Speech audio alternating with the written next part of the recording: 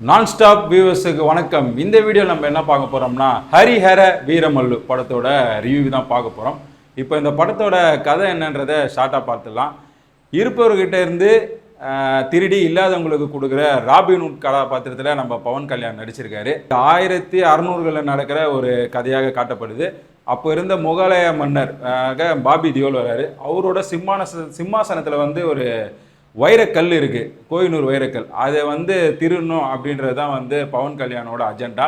அதுக்கோசம் அவர் டெல்லி பயணம் மேற்கொள்றாரு. அங்க போயிட்டு அந்த வைரத்தை அவர் திருநரா இல்லையான்றத பரபரப்பு த்ரில்லராக இந்த படம் சொல்லியிருக்காங்க. இந்த படம் வந்து எப்படி பார்த்தீங்கன்னா, இது வந்து ஒரு முகலாய ஆட்சியில் நடக்கிற மாதிரி ஒரு கதை. அங்கே அதில் வந்து அவுரங்கசீப் வந்து மன்னராக இருக்கும் போது நடக்கிற மாதிரி ஒரு விஷயங்களை வந்து காட்டியிருக்காங்க. முக்கியமாக வந்து பார்த்தீங்கன்னா, இது வந்து உண்மையாக நடந்தது மற்றும் இவங்களோட கற்பனை ரெண்டுத்தையும் சேர்ந்து ப்ரெசென்ட் பண்ணியிருக்காங்க. முகலாயர் ஆட்சிகளை பற்றி வந்து நம்மளுக்கு பல வீர கதைகள் சொல்லியிருப்பாங்க. அவங்களோட கட்டிடக்கலைகளை பற்றிலாம் சொல்லியிருப்பாங்க. இந்துக்கள் மீது எந்த மாதிரியான அடக்குமுறைகளை கையாண்டாங்க, அவங்க ஆட்சிகளை இந்துக்கள் எந்த மாதிரியான கஷ்டங்களை அனுபவிச்சாங்க அப்படின்றத வந்து திரைக்கதை மூலமாக சொல்லியிருக்காரு படத்தோட இயக்குனர் ஏஎம் ஜோதி கிருஷ்ணா. படத்தோட ப்ளஸ்ஸு சொல்லவே வேணாம், பவன் கல்யாண் தான். அவர் ரசிகர்களுக்கு எப்படி அவரை ஸ்க்ரீனில் காட்டணுமோ அந்த மாதிரி இயக்குனர் காட்டியிருக்காரு.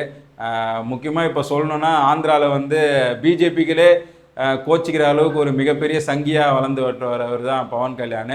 அவருக்கு வந்து இந்த மாதிரி முஸ்லீம் மன்னர், அவரால் பாதிக்கப்படுற இந்து மக்களை காப்பாற்றுற கேரக்டர்னால் சொல்லவே தேவையில்ல. படம் ஃபுல்லாகவே இறங்கி அடிச்சிருக்காரு பவன் கல்யாண்.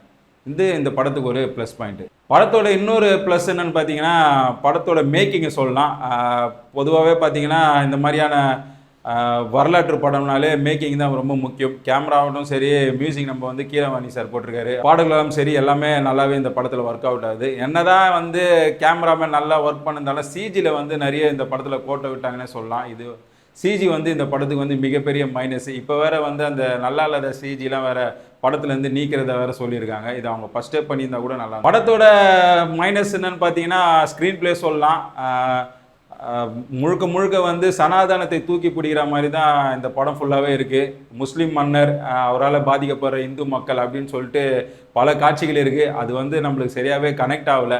ஏன்னா ஸ்க்ரீனில் அடி வாங்கும் போது நம்மளுக்கு இங்கே கொஞ்சம் கலங்குற மாதிரி இருக்கணும். ஆனால் அந்த மாதிரியான எந்த விஷயமும் இல்லை. இந்த படத்துக்கு வந்து ஸ்க்ரீன் பிளே வந்து ஒரு மிகப்பெரிய மைனஸ் தான் சொல்லணும். இன்னொரு மைனஸ் என்னன்னா, இந்த படம் எதுக்கு பேன் இந்தியா படமாக எடுத்தாங்கன்னு தெரியல. ஏன்னா முழுக்க பார்த்தா இது தெலுங்கு ஆடியன்ஸை வந்து டார்கெட் பண்ணி எடுத்த மாதிரி தான் இருக்குது.